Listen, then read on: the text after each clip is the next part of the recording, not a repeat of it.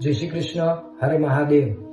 આજે આપણે જાણીશું કે ઘરની અંદર ઉમરાની પૂજા શાસ્ત્રના મત મુજબ પ્રમાણે આપણે કઈ રીતે કરવી જોઈએ અને તે ઉમરાનું શાસ્ત્રની અંદર શું મહત્વ બતાવ્યું છે. તો કહેવાય કે ગૃહસૂત્ર નામના ગ્રંથની અંદરથી આપણને તેનું પ્રમાણ પ્રાપ્ત થાય છે. તેનો શ્લોક છે, ગૃહસ્ય દ્વાર બંધો હિ લક્ષ્મી તિષ્ઠતિ નિત્યદા અંગણે તુલસી નિત્યમ દ્વારે દેવઃ ક્ષેત્રપાલક. આનો અર્થ એવો થાય કે ઘરની અંદર ઉમરામાં હંમેશા માટેમાં લક્ષ્મીનું નિવાસ સ્થાન હોય છે.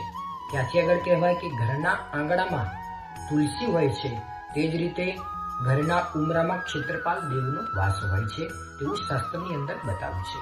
ત્યાર પછી ઘરની અંદર ઉમરાની પૂજા કઈ રીતે કરવાની છે. રોજ સવારે પાણી લઈ તે ઉમરાને સ્વચ્છ સાફ કરી દેવાનો છે. બંને બાજુ કંકુના સ્વસ્તિક કહેતા સાથિયા દોરવાના છે. 5 ચાંદલા કરવાના છે. અક્ષત કહેતા ત્યાં ચોખાથી વધાવવાના છે અને છેલ્લે એક દીવો ત્યાં કરવાનો છે. આ રીતે રોજ આપણે ઉમરાની પૂજા કરવાની છે.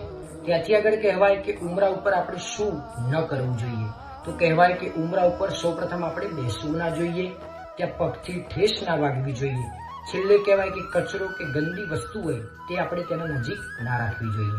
આ રીતે આપણે ઉમરાની પૂજા કરવી જોઈએ અને ઉમરાનું વર્ણન આ રીતે બતાવ્યું છે. આપ સર્વેને જય શ્રી કૃષ્ણ. હર મહાદેવ.